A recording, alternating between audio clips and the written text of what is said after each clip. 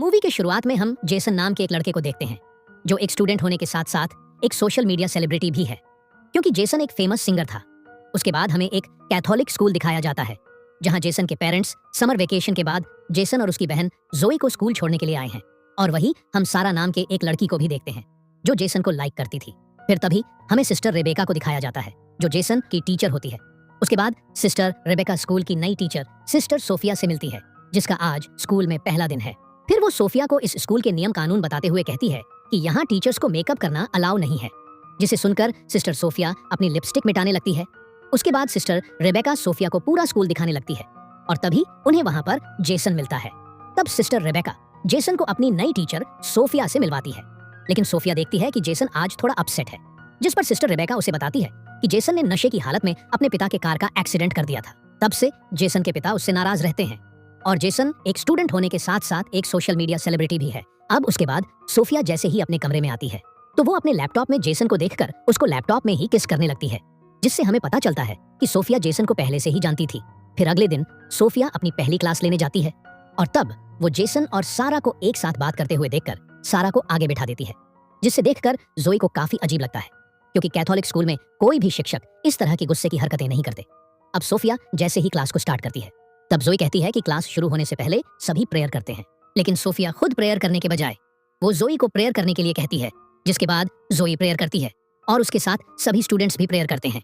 तभी जोई नोटिस करती है कि सोफिया प्रेयर नहीं कर रही और वो ये बात अपने भाई जेसन को भी बताती है, लेकिन तभी जेसन को सारा का मैसेज आता है, इसीलिए वो जोई की बात पर ध्यान नहीं देता।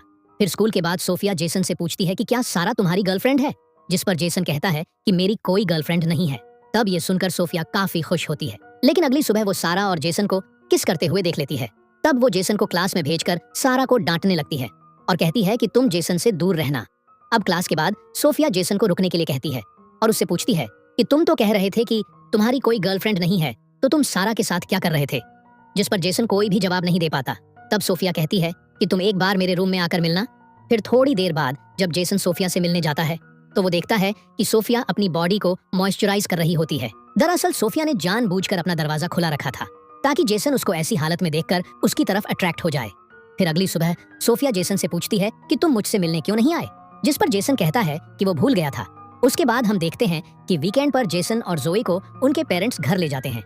तब सोफिया को जेसन के बगैर मन नहीं लगता, इसीलिए वो सिस्टर रेबेका से अपनी आंटी की तबीयत खराब होने का बहाना करके स्कूल से छुट्टी ले लेती है।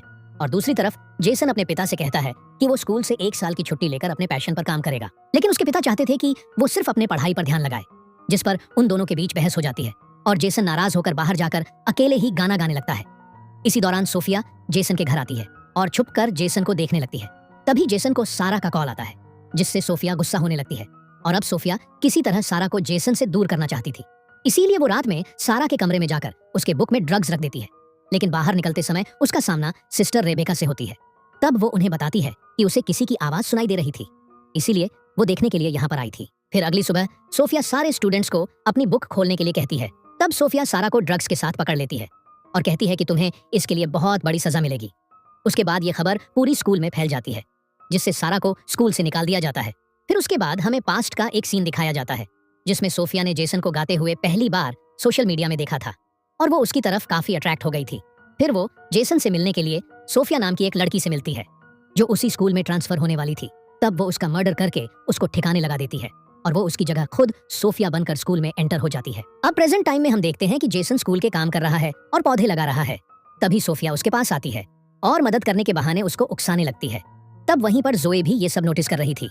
अब रात में हम देखते हैं कि सोफिया चुपचाप जेसन के कमरे में जाती है और अपना मोबाइल रिकॉर्डिंग ऑन करके वहीं रख देती है। इसी दौरान जेसन भी जाग जाता है और सोफिया को अपने कमरे में देखकर वो चौंक जाता है।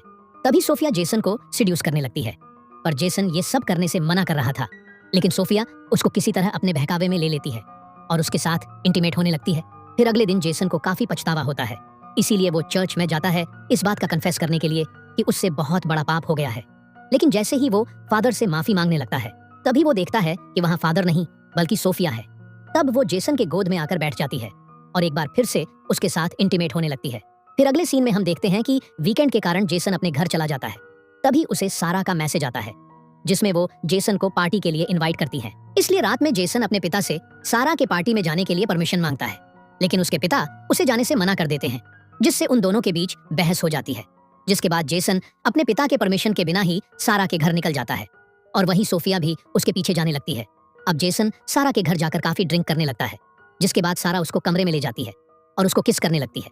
लेकिन तभी जेसन को सोफिया के साथ हुए इंटीमेट के बारे में याद आने लगता है, जिसके बाद वो एक बियर बोतल लेकर वहां से निकल जाता है। लेकिन खुलेआम बियर ले जाने के कारण पुलिस उसको पकड़ लेती है, पर वहां सोफिया आकर उसको किसी तरह पुलिस से बचा लेती है। जिसके बाद सोफिया उसको अपने साथ एक होटल रूम में ले जाती है।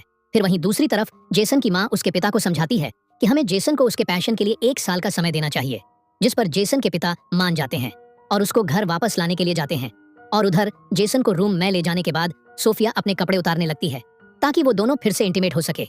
लेकिन जेसन कहता है कि हम दोनों ने जो भी किया वो एक भूल था, इसीलिए आगे से हम दोनों ये सब कभी नहीं करेंगे। लेकिन सोफिया कहती है कि हम दोनों सिर्फ एक दूसरे के लिए ही बने हैं, इसीलिए हम दोनों को हमेशा एक साथ रहना चाहिए। पर जेसन सोफिया की कोई बात नहीं मानता और वो उठकर वहां से चला जाता है, जिससे सोफिया को काफी ज्यादा गुस्सा आता है। और वहीं जेसन के पिता उसे ढूंढ लेते हैं और उससे माफी मांगते हुए उसे एक मौका देने की बात करते हैं। फिर अगले दिन सुबह जेसन और उसकी बहन जोई स्कूल के लिए निकल जाते हैं। उसके बाद जेसन जब अपने कमरे में जाता है तो सोफिया उसे बेहोश पड़ी हुई मिलती है, जिससे वो घबराकर उसको होश में लाने की कोशिश करता है। लेकिन तभी उसे पता चलता है कि सोफिया नाटक कर रही है, जिस पर जेसन गुस्सा होकर कहता है कि मैं इस बारे में फादर को रिपोर्ट कर दूंगा। लेकिन सोफिया कहती है कि तो मैं भी सबको बता दूंगी कि तुमने किस तरह एक टीचर के साथ रंगरेलियां मनाई है। अब जेसन समझ जाता है कि वो बुरी तरह फंस चुका है। उसके बाद क्लास में हम देखते हैं कि सिस्टर रिबेका सारा को वापस स्कूल में ले आई है। तब सोफिया गुस्सा होकर अपने रूम में आती है और एक साइको की तरह बिहेव करने लगती है। उसके बाद रात को सारा जब नहा रही होती है तब सोफिया वहां जाकर उसका सर दीवार पर पटक पटक कर उसको मार डालती है और फिर वहां साबुन गिराकर इसको एक नॉर्मल हादसे में बदल देती है। उसके बाद जब जोई नहाने के लिए जाती है तो वो सारा को मरा हुआ देखकर चिल्लाने लगती है, जिसके बाद सारा की बॉडी को पोस्टमार्टम के लिए ले जाया जाता है। फिर अगले दिन चर्च में जेसन सोफिया से मिलकर कहता है कि तुमने ही जरूर कुछ किया होगा, जिस पर सोफिया उसको उन दोनों के इंटीमेट हुए वीडियो क्लिप दिखाती है और कहती है कि अगर तुमने सारा के बारे में कुछ भी अपने जुबान से निकाला तो मैं ये वीडियो वायरल कर दूंगी। फिर अगले दिन सोफिया जब जेसन को घर जाते हुए देखती है तो वो इस बार सिस्टर रेबेका से अपने एंटी के मौत का बहाना बनाकर वहां से चली जाती है। फिर अगले दिन सिस्टर रेबेका जब सोफिया के एंटी की मौत पर फूल भेजने के लिए वहां कॉल करती है तो उसे पता चलता है कि वहां कोई नहीं मरा और वो एड्रेस सोफिया का नहीं है। और दूसरी तरफ जोए के पूछने पर जेसन अपनी बहन को सब कुछ बता देता है। इसीलिए अगले दिन वो दोनों सोफिया की असलियत पता करने के लिए उसके रूम में जाते हैं। और वहीं दूसरी ओर सिस्टर रेबेका को सोफिया की सारी सच्चाई पता चल गई थी, इसीलिए वो फादर को कंप्लेन करने के लिए जाने लगती है। लेकिन तभी सोफिया पीछे से रेबेका के सर पर मारकर उसको बेहोश कर देती है। और उधर वो दोनों सोफिया के रूम में पहुंच जाते हैं, जहां उनको असली सोफिया का लैपटॉप मिल जाता है और साथ ही उसका लैपटॉप भी मिलता है जो सोफिया बनकर यहाँ आई है, जिसका असली नाम लॉरा होता है। इसलिए वो दोनों ये बात सिस्टर रेबेका को बताने के लिए उनके पास जाने लगते हैं। तभी उन लोगों का सामना सोफिया यानी लॉरा से होता है और वो जेसन के हाथ में अपना लैपटॉप देखकर समझ जाती है कि उसका पोल खुल चुका है। लेकिन वो अब भी पागलों की तरह जेसन से अपने प्यार का इजहार करने लगती है, लेकिन वो दोनों उसकी नहीं सुनते और आगे बढ़ने लगते हैं। पर तभी पीछे से लॉरा जोर से जोए के सर पर मारकर उसको घायल कर देती है, जिससे जेसन गुस्से में आकर उसका गला दबाने लगता है। तब लॉरा उसे भी मारकर उसको भी घायल कर देती है, जिसके बाद वो जोए को फिर से मारने के लिए उसकी तरफ बढ़ने लगती है। पर तभी वहां पर सिस्टर रेबेका आकर उसको रोकने लगती है, लेकिन वो सिस्टर रेबेका को भी मारने लगती है। तभी जेसन अपने पॉकेट से स्क्रू ड्राइवर निकालकर लॉरा के पीठ में घुसा देता है, जिससे वहीं पर लॉरा की मौत हो जाती है। उसके बाद हमें स्कूल के ग्रेजुएशन का दिन दिखाया जाता है, जिसमें जेसन के पिता जोई को उसकी माँ की कार और जेसन को एक नया गिटार गिफ्ट करते हैं। और इसी हैप्पी सीन के साथ ये मूवी यहीं पर खत्म हो जाती है।